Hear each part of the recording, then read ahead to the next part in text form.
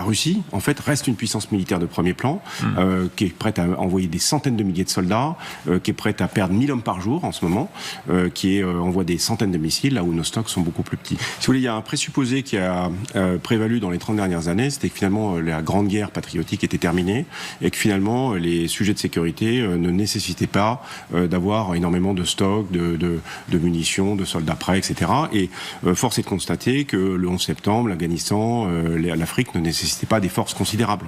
Et là, brutalement, on découvre que la Russie est restée une puissance militaire. Finalement, la chute du mur n'a pas été un grand désinvestissement.